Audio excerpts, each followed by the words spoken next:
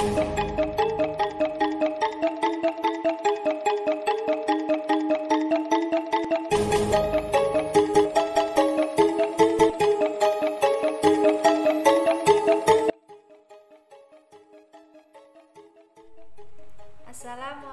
warahmatullahi wabarakatuh. Selamat pagi adik-adik.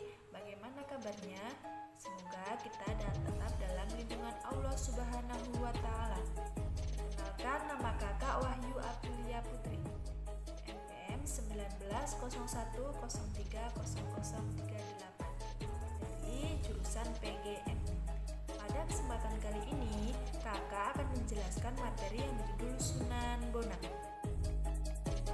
Baik adik-adik, pada kesempatan kali ini kakak akan menjelaskan tentang Sunan Bonang.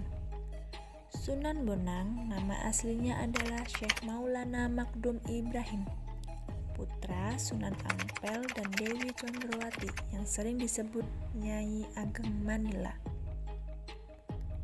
Ada yang mengatakan Dewi Condrowati itu adalah putri Prabu Kertabumi. Dengan demikian, Raden Magdum adalah seorang pangeran Majapahit karena ibunya adalah putri Raja Majapahit dan ayahnya menantu Raja Majapahit.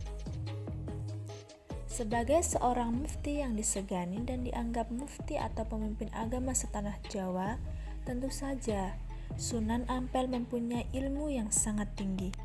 Sejak kecil, Raden Magdum Ibrahim sudah diberi pelajaran agama Islam secara tekun dan disiplin. Sudah bukan rahasia bahwa latihan atau ridho para wali itu lebih berat daripada orang awam. Raden Magdum Ibrahim adalah calon wali yang besar, maka Sunan Ampel sejak dini juga mempersiapkan sebaik mungkin.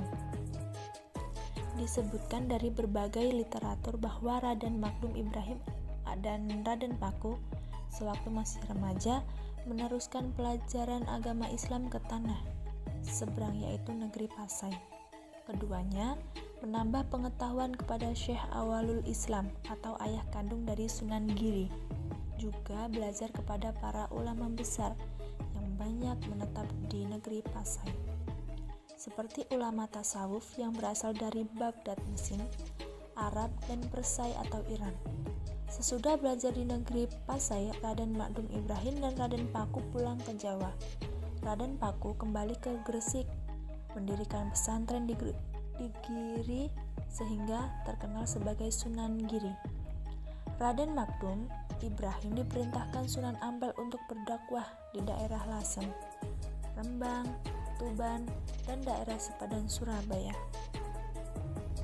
Kemudian yang kedua, bijak dalam berdakwah. Dalam berdakwah, Raden Magdum Ibrahim ini sering mempergunakan kesenian rakyat untuk menarik simpati mereka, yaitu berupa seperangkat gamelan yang disebut bonang. Bonang adalah sejenis kuningan yang ditonjolkan di bagian tengahnya. Bila benjolan itu dipukul dengan kayu lunak, timbullah suara yang merdu di telinga penduduk setempat. Lebih bila Raden Magdum Ibrahim sendiri yang membunyikan alat musik itu. Beliau adalah seorang wali yang mempunyai cita rasa seni yang tinggi, sehingga apabila beliau membunyikan pengaruhnya sangat hebat dan pendengarannya.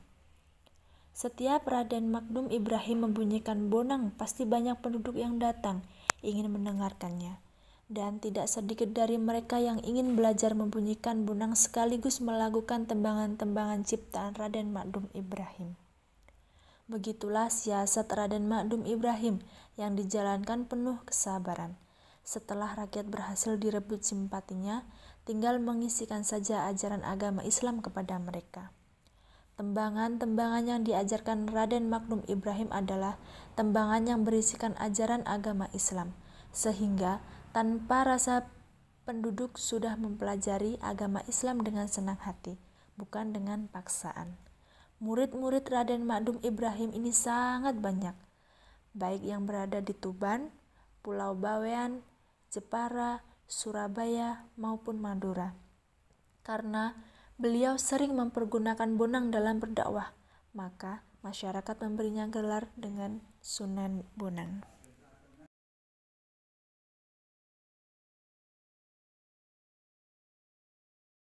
Kemudian yang ketiga, karya sastra Sunan Bonang. Beliau juga menciptakan karya sastra yang disebut suluk. Hingga sekarang, karya sastra Sunan Bonang itu dianggap sebagai karya sastra yang sangat hebat, penuh keindahan dan makna kehidupan beragama. Suluk Sunan Bonang disimpan rapi di perpustakaan Universitas Leiden, Belanda. Suluk berasal dari bahasa Arab, salah kata tariko, artinya menempuh jalan atau tasawuf atau tarikat. Ilmunya sering disebut ilmu suluk. Ajaran yang biasanya disampaikan dengan sekar atau tembang disebut suluk. Sedangkan bila diungkapkan secara biasa dalam bentuk prosa disebut wirid. Kemudian materi yang terakhir adalah kuburannya ada 2. Sunan Bonang sering berdakwah keliling hingga usia lanjut. Beliau meninggal dunia pada saat berdakwah di Pulau Bawean. Berita segera disebarkan ke seluruh tanah Jawa.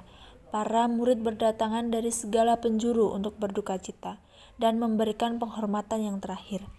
Murid-murid yang berada di Pulau Bawean hendak memakamkan beliau di Pulau Bawean.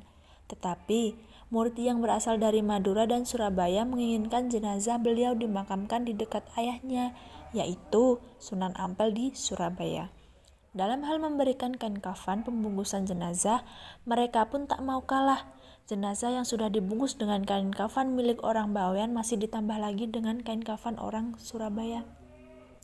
Pada malam harinya, orang-orang Madura dan Surabaya menggunakan ilmu sirap. Ilmu sirap itu untuk membuat ngantuk orang-orang Bawean dan Tuban. Lalu, ketika orang tersebut ngantuk, maka mereka akan mengangkat jenazah Sunan Bonang dan dimasukkan ke dalam kapal sehingga dibawa ke Surabaya. Karena tindakannya tergesa-gesa, kain kafan jenazah tertinggal 1. Kapal layar segera bergerak ke arah Surabaya. Tetapi ketika berada di perairan Tuban, tiba-tiba kapal yang dipergunakan tidak bisa bergerak. Akhirnya, jenazah Sunan Bonang dimakamkan di Tuban, yaitu di sebelah Masjid Jami Tuban. Sementara, kain kafannya yang ditinggal di Bawean ternyata juga ada jenazahnya. Orang-orang Bawean pun menguburkannya dengan penuh hikmat. Dengan demikian, ada 2 jenazah Sunan Bonang. Inilah komaroh atau kelebihan yang diberikan Allah kepada beliau. Dengan demikian, tak ada permusuhan di antara murid-muridnya. Sunan Bonang wafat pada tahun 1525 Masehi. Makam yang dianggap asli adalah yang berada di kota Tuban, sehingga sampai sekarang makam itu banyak yang diziarahi orang dari segala penjuru tanah air. Adik, pelajaran pada kesempatan kali ini sudah selesai.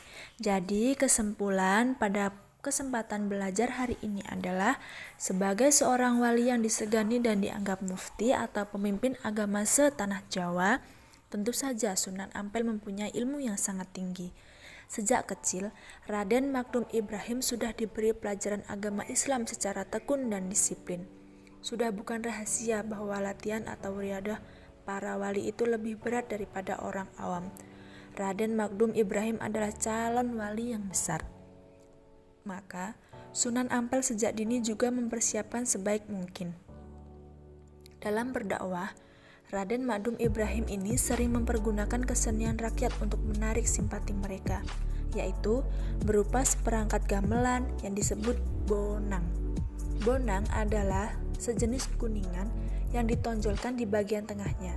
Bila benjolan itu dipukul dengan kayu lunak, timbullah suara yang merdu di telinga penduduk setempat. Lebih-lebih bila Raden Magdum Ibrahim sendiri yang membunyikan alat musik itu. Beliau adalah seorang wali yang mempunyai cita rasa seni yang tinggi, sehingga apabila beliau bunyikan pengaruhnya sangat hebat bagi pendengarnya. Baik, terima kasih adik-adik. Demikian materi yang dapat kakak sampaikan, semoga bisa dipahami dan dapat menambah wawasan adik-adik.